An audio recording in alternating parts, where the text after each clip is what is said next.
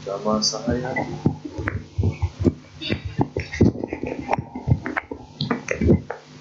Brahma Sahapati, penguasa dunia ini, beranjali dan memohon. Terdapat makhluk-makhluk yang memiliki sedikit abu di mata mereka.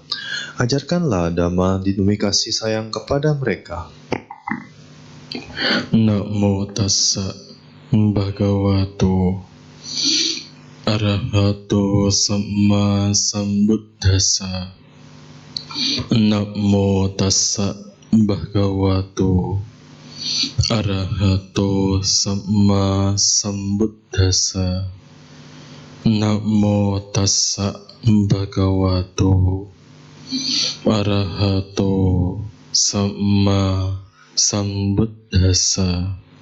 Buddha Dhamma Sangha Namasami Ti.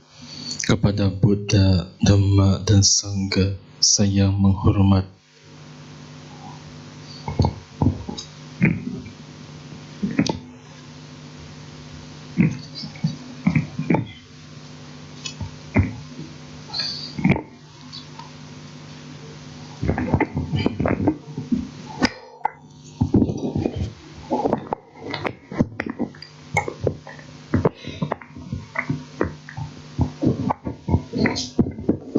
Yang saya muliakan, yang saya hormati, pemimpin Puja Bakti, dan terkhusus kepada Ayah Acita yang ada di ujung sana, serta ibu bapak saudara-saudari sekalian. Tidak terasa sudah 2 minggu kita melewati tahun baru. Semoga semuanya sehat dan bahagia. Sudah 2 minggu kita melewati tahun baru, dan 1 bulan lagi akan melakukan tahun baru yang kedua. Bagi masyarakat Ketan Tionghoa akan melakukan tahun baru Imlek. Karena sebenarnya dalam setiap masyarakat itu terkadang ada 2 tahun baru. Di dalam masyarakat Jawa juga ada tahun baru, yaitu tahun baru Suro, yang mungkin biasanya di akhir-akhir tahun.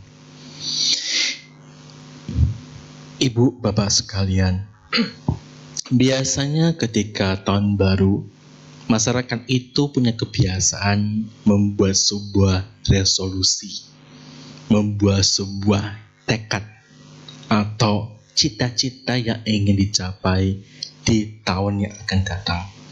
Biasa seperti itu. Apakah di sini juga ada yang seperti itu?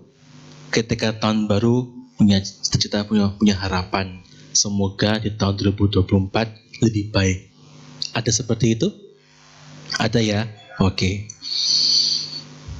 Ternyata membuat resolusi atau membuat tekad itu tidak hanya kebiasaan zaman ini. Di zaman dulu juga seperti itu. Dikisahkan di dalam ajaran Buddha, ada banyak murid-murid dari Guru Agung Buddha sebelum menjadi orang di zaman Sang Buddha ketika belum masih hidup. Mereka ini juga pernah bertekad dulunya. Bahkan Guru Agung Buddha juga pernah bertekad menjadi seorang bodhisatta.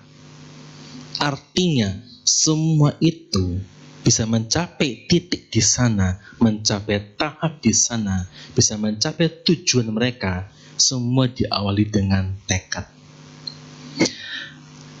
Saya mengambil salah satu kisah dalam kehidupan Guru Agung Buddha. Beliau punya satu murid wanita bernama Kujutara. Pernah mendengar tentang Kujutara? Pernah mendengar belum? Belum? Sekarang ini loh. Belum dengar? Udah ya, dengar ya? Oke. Sudah pernah dengar sebelumnya Kujutara? Belum ya? Oke. Kenapa saya sering menceritakan tentang kisah-kisah ini? Karena zaman itu berganti. Orang zaman dulu mengetahui tentang kisah-kisah ini dan sudah banyak yang pindah alam. Yang baru-baru itu terkadang juga belum mengetahui. Anda yang sekarang sudah mengalami usia tua, dulu mungkin sudah tahu, tapi juga ada generasi baru yang datang. Nah, generasi yang baru ini belum tentu semua pernah mengetahui kisah-kisah dari murid Guru Agung Buddha.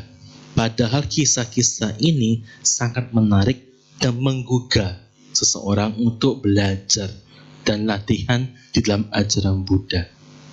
Misalkan di zaman dulu ada buku-buku banyak tentang Acan Tet Desarangsi, Acan Menburik Data, Acan Li Damadaro, kisah tentang Mahasi Sayadaw, kisah tentang Mingun Sayadaw, dan seterusnya. Siapa yang masih ingat tentang kisah-kisah ini? Belum tentu semua masih ingat. Oleh karena itu, saya menceritakan kisah-kisah dari murid Guru Agung Buddha yang semua telah sukses mencapai cita-cita mereka. Kucutara merupakan seorang perempuan yang lahir dari keluarga pelayan Bangkir.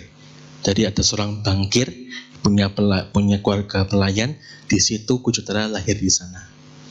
Singkat cerita, Kucutara ketika dewasa itu menjadi pelayan dari Ratu Samawati.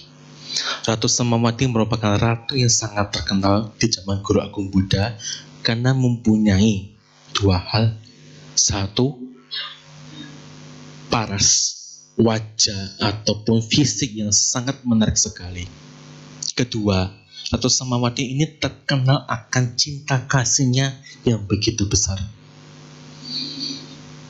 Kucutara merupakan pelayan dari Ratu Samawati, dan Kucutara mempunyai kekurangan dalam hidupnya, yaitu tubuhnya ini belum tua, sudah membungkuk. Maka dikatakan Kucutara, dari kata-kata Kucu dan utara yang membungkuk. Kucutara setiap hari ini diberikan tugas oleh Ratu Samawati untuk beli bunga. Setiap hari diberikan 8 koin untuk beli bunga. Nah, Kucutara ketika shopping ke toko bunga, belanja, tidak 8 koin dia gunakan, hanya 4 saja. 4 koin untuk beli bunga. Sisanya 4 koin diambil sama dia. Di zaman dulu sudah ada kasus korupsi, sudah ada. Nggak hanya sekarang, zaman dulu juga sudah ada. Nah, setiap hari seperti itu Kucutara. Setiap hari seperti ini yang dia lakukan. Nah, suatu saat ternyata ketika Kucutara mau shopping, beli bunga, tokonya ini banyak yang mau beli, sehingga ngantri panjang begitu. Ketika dia sedang ngantri, karena hawanya panas, cuaca panas, dia cari tempat ngadem dulu, cari tempat yang sejuk untuk ngadem. Nah, ketika sedang ngadem, ternyata di dekat situ ada Guru Agung Buddha yang sedang membabarkan dhamma.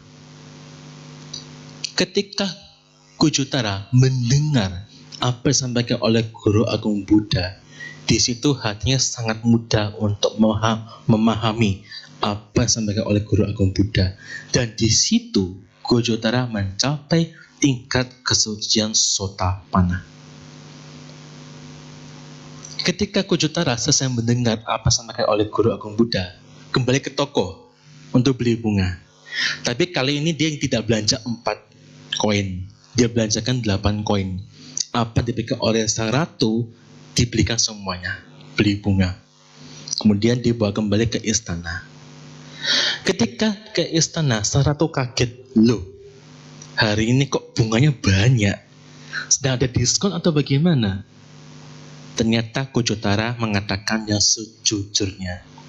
Selama ini dia ketika shopping, ketika belanja, itu selalu korupsi, selalu mengambil setengahnya untuk dirinya sendiri. Di situ sang ratu tidak marah, malah sang ratu berbahagia karena pelayannya bisa jujur. Karena salah satu ciri dari seorang Sotapanna adalah tidak mampu untuk berbohong. Kemudian sang ratu bertanya, kenapa kamu seperti ini?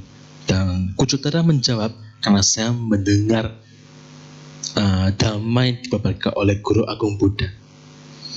Mulai dari hari itulah dan keesokan harinya, sang ratu memberikan satu tugas lagi kepada Kujutara, yaitu dengarkan apa yang disampaikan oleh Guru Agung Buddha dan tolong ketika sampai di istana ulangi kembali apa yang disampaikan oleh Guru Agung Buddha. Mengapa ratu seperti itu? Kenapa ratu nggak datang sendiri menemui sang Buddha? Karena sang raja ini takut sang ratu pindah hati.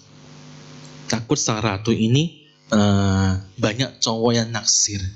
Karena dikatakan sang ratu ini mempunyai paras yang sangat bagus sekali. Bisa dikatakan burung dalam sangkar emas. Seperti itulah yang dialami oleh Ratu Samawati. Nah, singkat cerita, Kujutara selesai mendengar apa yang disampaikan oleh Guru Agung Buddha, kemudian mengulangi kembali kepada sang ratu dan teman-teman pelayan lainnya. Semua mencapai tingkat kesucian yang sama, yaitu Sotapanna. Dan di sini sangat terkenal. Apa yang disampaikan oleh Kujutara ini sangat terkenal. Kalau Anda membaca suta-suta, seringkali dikawali dengan Ewang Mesutang yang disampaikan oleh Bante Ananda. Tetapi dalam Kujutara ia menyampaikan Wutan Hetang Bhagawata, Wutan Harati Mesutang. Ini disampaikan oleh Santa Tathagata. Itu dari Kujutara. Anda bisa menemukan apa yang disampaikan itu dalam kitab Iti Wuttaka.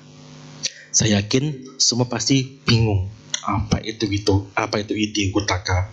Anda bisa googling, bisa nyari nanti buku berjudul Iti Wuttaka. Apa yang mau saya ambil dari kisah ini adalah tekad dari si Kujutara itu. Kujutara di zaman dulu pernah bertekad bahwa ketika dia berbuat baik, dia bertekad. Salah satu perbuatan baik yang ia lakukan adalah berdana gelang kepada para pacaka Buddha. Loh, untuk apa? Di zaman dulu ada 8 pacaka Buddha yang sedang pindah patah. Nah, mungkin mangkoknya itu terbuat dari besi, sehingga ketika diberikan dana makanan berupa sup yang masih panas, patah itu sangat panas. Kalau mungkin ayah Ajita juga mengalami ya, kalau kita megang patah yang dari stainless itu, ketika dikasih cairan panas, patahnya itu seperti membara rasanya dipegang. Nah, ketika calon Kujutara melihat para pacaka Buddha itu kepanasan, maka ia mendanakan gelang-gelangnya.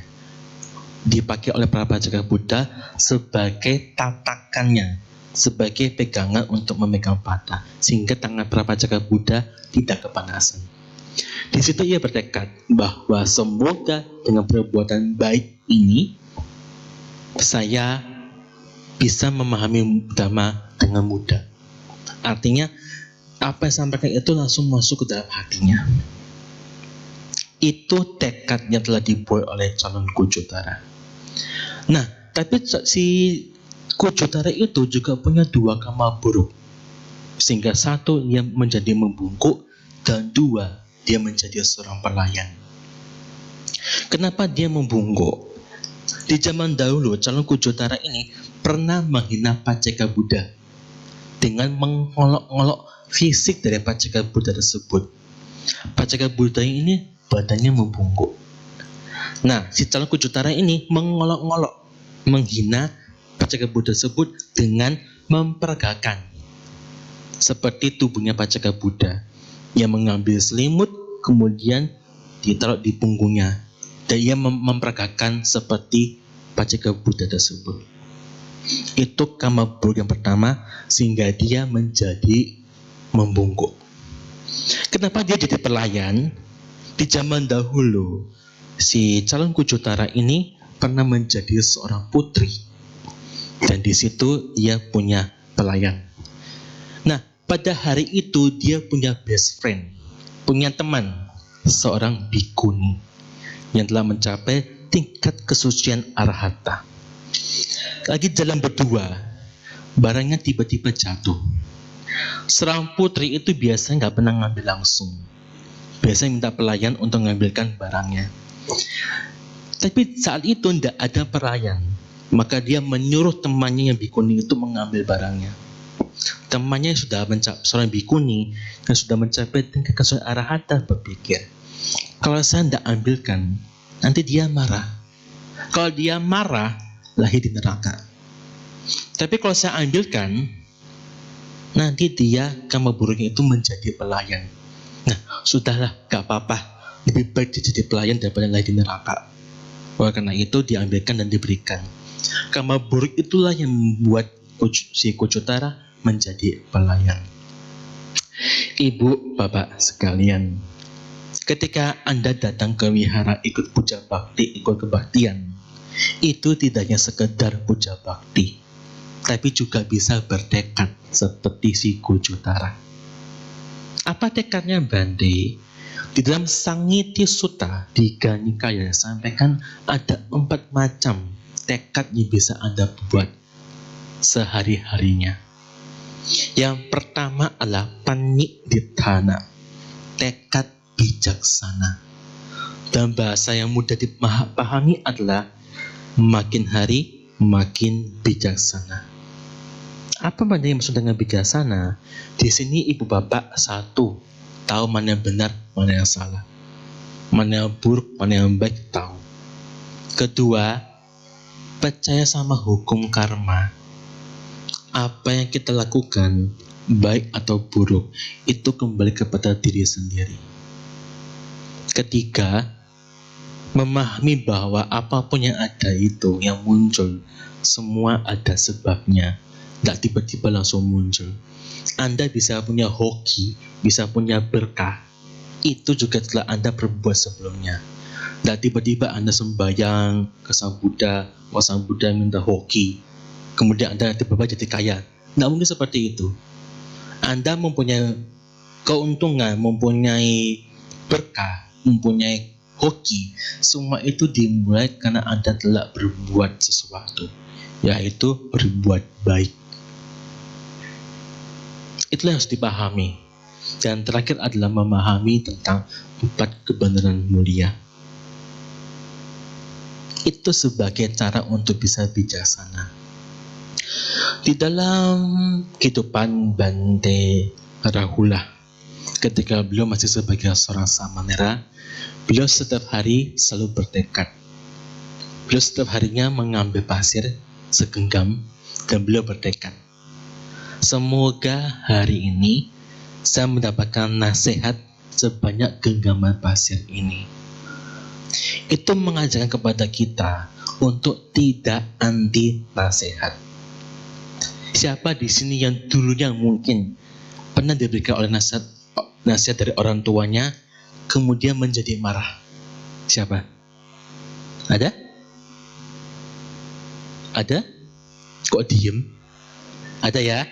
Mungkin ada ya. Kenapa kita jangan marah sama orang yang memberikan nasihat kepada kita? Apalagi nasihat yang baik-baik.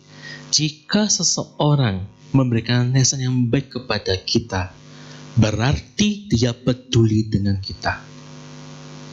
Jika seseorang sudah tidak peduli lagi dengan diri kita, maka apapun kita lakukan yang aneh-aneh, dia akan diam saja. Oleh karena itu, ketika Anda diberikan nasihat yang baik-baik, jangan pernah melawan. Dengarkan dengan baik. Jika itu memang baik, direnungkan dan dilakukan. Karena itu sangat baik buat diri kita. Dan itu yang dilakukan oleh Bante Rahula. Ketika beliau masih sebagai samanera, beliau tidak pernah sekalipun membantah nasihat yang diberikan oleh guru-gurunya. Tidak pernah sama sekali. Ini tekad pertama yang perlu kita miliki, yaitu makin hari makin bijaksana. Tekad kedua adalah Satchitithana, tekad untuk jujur. Siapa di sini yang pernah bohong? Hampir semua ya. Oke. Siapa di sini yang tidak pernah bohong sama sekali? Mungkin ada loh, soalnya ada orang bersusah bohong, ada. Tapi rata-rata, saya katakan rata-rata, bukan semuanya. Rata-rata semua orang pernah berbohong. Kenapa harus jujur? Karena ketika Anda bisa jujur, apa yang Anda ucapkan itu akan berguna bagi diri Anda dan bagi orang lain. Apa yang Anda katakan itu akan didengarkan oleh orang lain. Karena orang itu tahu Anda jujur. Dan saat ini orang yang jujur itu amat susah. Kalau Anda mencari, misalkan bagi bapak rumah tangga, Anda mencari menantu, cari menantu yang jujur atau tidak. Kalau Anda mau cari menantu yang jujur atau suka berbohong. Kenapa jujur? Ayo, kenapa Anda pilih yang jujur? Karena Anda tahu baik kan, Anda tahu kalau jujur itu baik kan, sehingga dia tidak akan bikin masalah. Kalau Anda sebagai pimpinan perusahaan, cari karyawan, juga cari karyawan yang jujur juga. Karena itu jujur sangatlah tinggi nilainya. Di dalam karya Meta Sutta sampaikan, jujur, amat jujur. Itu sangat penting buat diri kita, apalagi dalam tahap belajar dan praktek dhamma. Kalau kita tidak pernah mengakui bahwa diri kita banyak kekurangan, maka kita tidak akan pernah berkembang. Seseorang yang bisa melihat dan mengetahui bahwa dirinya masih banyak keburukan, di situ dia akan mulai untuk membuang keburukannya, mulai mengurangi keburukan yang ia miliki dan mengembangkan hal sebaliknya. Apa sebaliknya itu? Mengembangkan sifat-sifat baiknya. Kalau orang jujur, berarti dia membuang sifat bohong. Kalau orang itu semangat, berarti dia membuang sifat malas dan seterusnya. Oleh karena itu, bertekadlah untuk punya kejujuran dalam kehidupan Anda. Yang ketiga, yaitu cagi di tanah, yaitu tekad untuk murah hati. Dalam bahasa yang mudah dipahami adalah makin hari makin murah hati. Kalau Anda pergi ke tempat sembahyang, atau misalkan Anda cari orang yang meramal, kan biasanya orang tuh punya kebiasaan ketika tahun baru kan lihat ramalan. Kira-kira tahun baru ini show ini bagaimana? Kira-kira kok main kartu tarot, apa hasilnya? Kan begitu biasanya. Kira-kira kalau Anda pergi ke tempat peramal, itu cari yang manjur atau tidak? Kenapa cari tempat yang manjur? Kenapa? Ya pasti itu yang diinginkan, karena pasti tepat. Betul kan? Kalau ramalannya sering gak tepat, Anda gak mungkin datang. Jadi kalau Anda pergi ke tempat peramal yang sering tepat ramalannya, pasti itu rame, banyak yang ngantri. Nah, demikian juga kalau Anda ingin apapun yang Anda lakukan selalu manjur, mulailah untuk mudah murah hati. Mulailah untuk mengembangkan murah hati, berbuat baik, tidak hanya kepada orang lain, tapi juga kepada keluarga ataupun diri sendiri. Siapa di sini yang pernah memberi makan orang tuanya? Ada? Ada. Cuma satu, cuma ya Cita. 2, 3, lainnya tidak ada. Siapa yang pernah memberi makan orang tuanya dengan tangannya sendiri? Oke, sudah mulai banyak muncul juga. Ketika kita bisa memberikan makan orang tua dengan tangan sendiri, itu rasanya happy sekali, itu bahagia sekali. Misalkan orang tua suka makan, misalkan nasi padang gitu ya. Kalau saya cita-cita nasi padang, bukan berarti saya minta Pak ya, tidak. Kan di tempat lain ternyata ketika saya ceramah seperti ini, besok paginya itu kualitas semua. Misalkan saya ceramah pakai contoh nasi goreng, besok pagi kok nasi goreng semua. Saya tanya, loh, pagi ini kok nasi goreng semua? Loh, bukannya semalam bandit ceramah kasih kode ya? Nasi goreng. Oh enggak, ini hanya sebuah contoh saja supaya kita mudah memahami. Kalau misalkan orang tua suka nasi padang, ketika Anda beli sendiri, Anda bukakan, taruh di piring, kasih sendok, kasih ke orang tua Anda, itu feel di diri kita sangat bahagia sekali. Dan itu sangat jarang dilakukan. Kenapa? Karena biasanya anak itu mempunyai ego yang tinggi. Misalkan orang tua meminta tolong ambilkan air. Banyak loh anak-anak itu mengatakan, punya tangan, punya kaki, ambil sendiri. Loh, orang tua sendiri loh yang minta tolong, masa kita tidak ambilkan? Orang tua minta tolong ini dipel, dicuci. Punya pembantu udah digaji, buat apa digaji kok nggak nyapu ngepel begitu? Banyakkan anak-anak di luar seperti ini. Oleh karena itu, ketika Anda ingat tentang ajaran Buddha, kembangkan satu ini, murah hati. Karena murah hati itu tidak susah. Tidak usah harus tentang keluar, mulai ke dalam juga. Kalau Anda bisa baik di wihara, harus bisa baik juga di rumah. Kalau di rumah Anda tidak baik, di wihara baik, berarti Anda belum menjadi orang yang baik. Karena orang yang baik itu dimulai dari diri sendiri terlebih dahulu. Tekad keempat yang perlu dikembangkan adalah upasami dittana, yaitu tekad untuk tenang. Dan bahasa paling mudah dipahami adalah makin hari makin tenang. Di saat ini banyak orang yang mengalami depresi, banyak orang mengalami stres. Bahkan kalau Anda lihat survei di rumah sakit orang gangguan kejiwaan, itu banyak sekali orang mengalami depresi di sana. Mengapa harus makin tenang, Bandi? Karena permasalahan itu tidak berkurang, permasalahan itu menambah. Ketika kita nggak bisa tenang, maka kita tidak akan bisa menghadapi masalah tersebut dengan baik. Sebagai contoh, zaman dulu tuh tidak ada AC, zaman sekarang sudah ada AC. Kalau misalkan Anda duduk di sini, tidak ada AC, betah nggak? Betah tidak? Tidak. Kenapa tidak? Panas. Karena orang itu kalau duduk berdekatan, nggak ada AC, lama-lama bisa jengkel loh. Kenapa? Karena tubuh ini memerlukan hawa panas. Kalau kita hawa panas yang ngumpul di sana, dengan ceramah bukannya happy, bisa jengkel. Nah, AC ini butuh namanya maintenance. AC ini bisa rusak.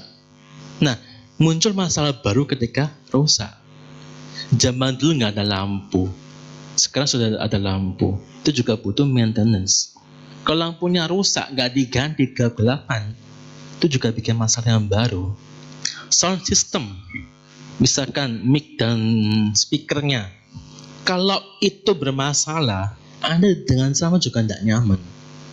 Maintenance antara mic, speaker, mixernya, itu biaya nggak murah, biayanya mahal. Altar, itu ada lilinnya, ada pelitanya juga. Itu kalau nggak diisi minyaknya, habis, bisa kebakar loh. Jadi banyak hal-hal yang baru. Semakin berkembangnya zaman, semakin berkembang masalah juga. Nah, ketika Anda menghadapi situasi dalam masyarakat, Anda perlu namanya ketenangan. Ketenangan itu didapatkan dari mana, Bande? Satu, bahagia.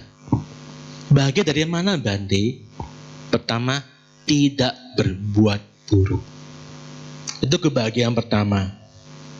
Kebahagiaan kedua bagaimana, Bande? Kebahagiaan kedua adalah berbuat kebajikan. Ini saya begini bukan berarti saya kasih kutul ya, enggak. Yang ketiga apa, Bande? Yang ketiga adalah belajar untuk melepas hal-hal yang buruk, mengembangkan batin. Apa itu mengembangkan batin, Bande? Mengembangkan batin adalah satu, membuang sifat yang buruk, kedua, membangun sifat yang baik. Itu disebut dengan mengembangkan batin. Dan semua ini perlu latihan.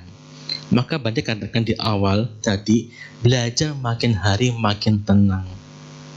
Dan kebahagiaan dalam ajaran Buddha bukan kebahagiaan karena mendapat, tapi karena kebahagiaan satu, tidak berbuat buruk, kedua, berbuat kebajikan, dan yang ketiga, mengembangkan batinnya. Kebahagiaan seperti ini yang perlu dipunyai. Karena kebahagiaan ini bukan kebahagiaan amisa suka dalam bahasa Bali, tapi kebahagiaan seperti ini disebut dengan nir-amisa suka, kebahagiaan yang bukan sifatnya duniawi. Dan ini merupakan salah satu contoh yang perlu dilatih dalam bahwana, dalam pengembangan batin. Gimana Bante supaya kita nggak berbuat buruk? Satu, punya pandangan benar. Ya, saya Bante katakan tadi di awal tentang bijaksana. Kalau Anda berbuat buruk, itu akan kembali kepada diri Anda sendiri. Jadi kalau Anda jewer telinga orang lain, itu juga akan kembali kepada Anda. Itu ada salah satu contoh saja. Jadi apapun yang Anda hadapi di dunia ini, menyenangkan atau tidak, semua itu salah satunya akibat karma. Salah satunya, bukan satu-satunya. Karena karma itu merupakan salah satu pemicu hal tersebut terjadi pada diri kita. Ketika Anda punya pandangan benar, Anda juga harus punya latihan yang benar. Dalam bahasa dalam ajaran Buddha sebut dengan samasati dan samasamadhi. Apa itu samasati Bante? Anda punya perhatian yang benar. Ketika Anda melihat ke saya, saat ini sedang ceramah, Anda sedang memperhatikan. Ketika Anda sedang memperhatikan, itu menjadi jelas. Ketika jelas apa yang didengarkan dan apa yang dilihat, Anda tahu apa yang saya katakan. Dan ketika Anda tahu apa yang saya katakan, Anda bisa ingat. Itu perhatian. Kalau Anda geser perhatian, misalkan Anda lihat saya, Anda geser ke Buddha Rupang, itu namanya manasikara. Manasikara sering disambungkan dengan kata-kata yoniso, artinya mengarahkan perhatian ke arah yang benar. Karena kalau Anda memberikan perhatian yang benar itu menumbuhkan hal-hal yang baik dalam diri. Kalau Anda lihat Buddha Rupang, kira-kira muncul hal yang baik nggak dalam diri Anda? Muncul kan? Nah, itu salah satu contohnya. Anda memberikan perhatian. Apa sih bedanya Bante perhatian itu dengan kesadaran dan seterusnya? Ketika Anda melihat ke saya, Anda tahu, dan ada orang sebelah Anda juga tahu. Tapi wajahnya mungkin nggak jelas. Bukan berarti hantu ya, bukan. Misalkan Anda lihat teman Anda kiri kanan itu, tadinya wajah seperti ini, sekarang nggak jelas. Kalau Anda noleh begini, wajahnya menjadi jelas, tapi arah ke depan nggak jadi jelas. Jadi kesadaran itu yang sebagai mengetahui saja, mengetahui apa yang sedang terjadi. Nah, kalau kita arahkan ke yang baik-baik, maka kesadaran Anda juga menjadi kesadaran yang baik. Dan ini dibutuhkan untuk latihan pengembangan batin. Karena itulah yang menimbulkan juga ketenangan. Anda bisa tidak berbuat buruk, bisa berbuat baik, bisa mengembangkan batin karena ingat. Kenapa bisa ingat? Karena tahu. Kenapa tahu? Karena memberikan perhatian. Oleh karena itu, ibu bapak sekalian, ketika Anda ikut puja bakti, dengarkan dengan baik, perhatikan dengan baik. Karena momen itu tidak akan terjadi untuk kedua kalinya. Semoga dengan apa yang saya sampaikan ini memberikan kesempatan bagi Anda untuk mengembangkan tekad dalam kehidupan sehari-hari. Semoga apa yang Anda harapkan, apa yang Anda cita-citakan dapat tercapai pada saat ini maupun di masa yang akan datang. Ingat dengan baik, makin hari makin bijaksana, makin hari makin jujur, makin hari makin murah hati, dan makin hari makin tenang. Semoga Anda berbahagia, semoga semua mau berbahagia.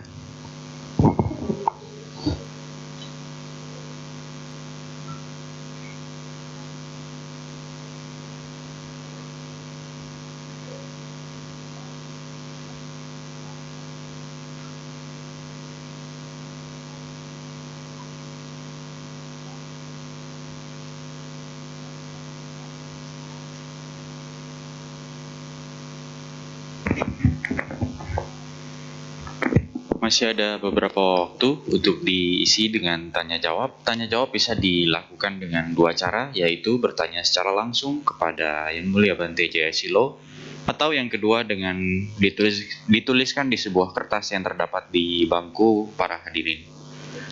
Sambil menunggu pertanyaan yang masuk, marilah kita buka kembali buku tuntunan kebaktian kita untuk menyanyikan sebuah lagu.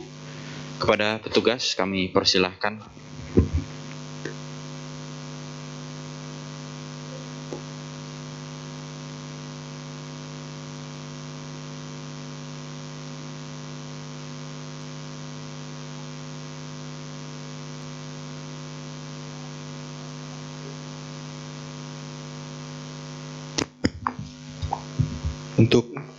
Untuk lagu kedua kita nyanyikan bersama-sama lagu berjudul Melangkah Dalam Dhamma yang terdapat pada halaman 110.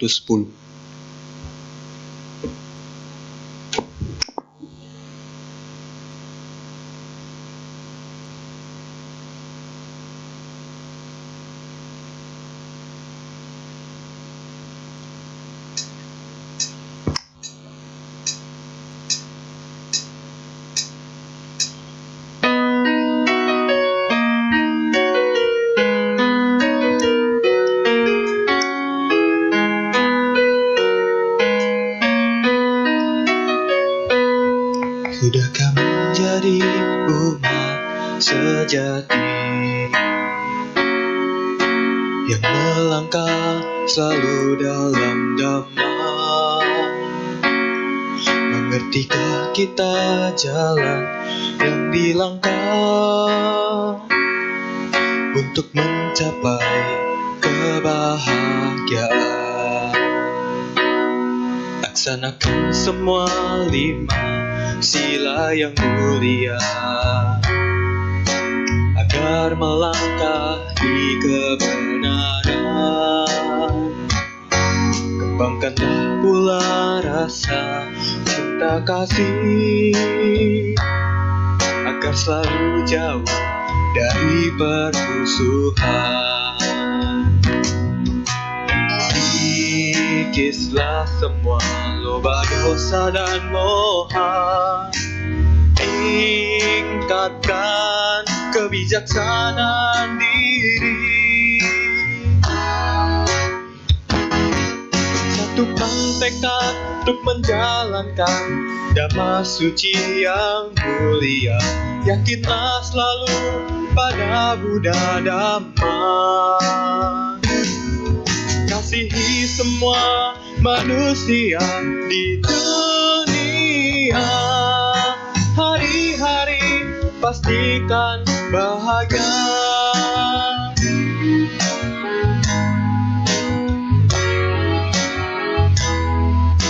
Kita ulang kembali pada bait kedua ya.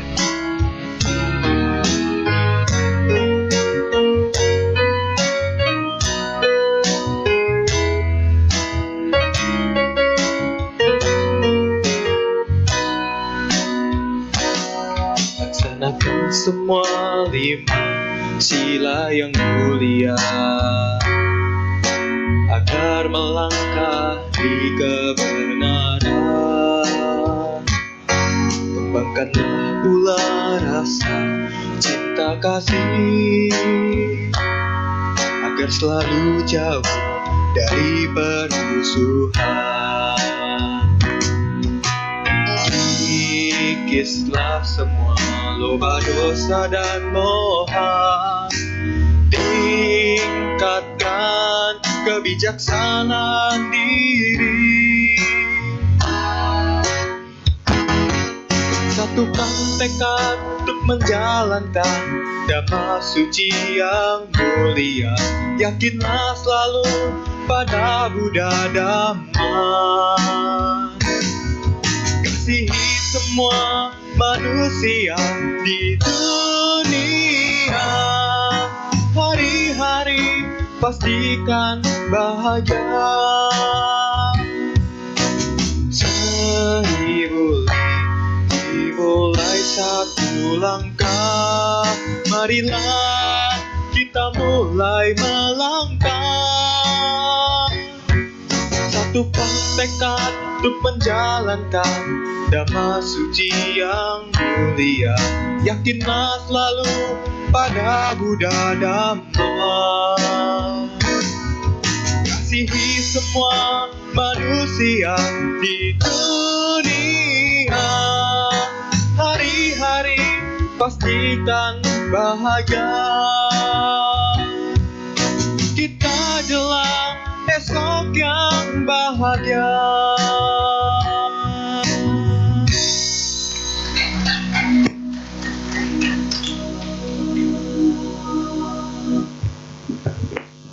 Baik, kini tiba saatnya untuk sesi tanya jawab. Apakah ada yang ingin bertanya secara langsung terlebih dahulu?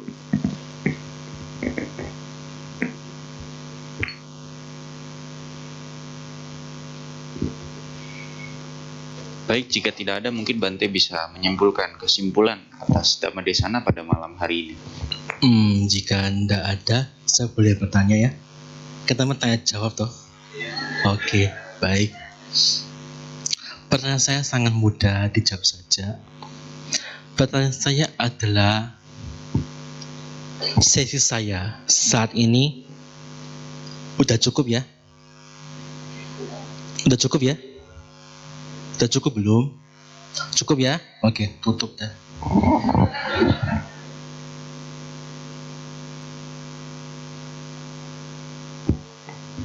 Baik, terima kasih Bante atas Dhamma Desana pada malam hari ini. Kami segenap umat dan pengurus Wihara Fluid Dhammasuka mengucapkan terima kasih atas bimbingan Dhamma Desana pada malam hari ini. Umat dipersilahkan untuk berdiri dan bersikap anjali karena Yang Mulia Bante akan meninggalkan ruangan Dhammasala.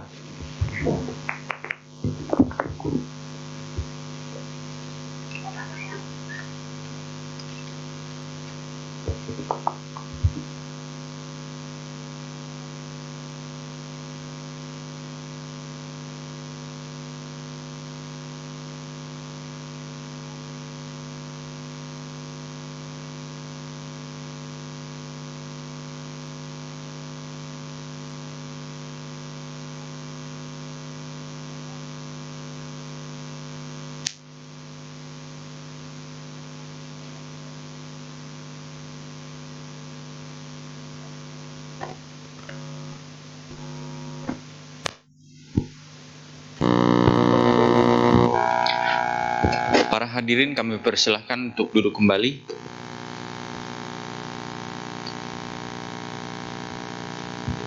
Marilah kita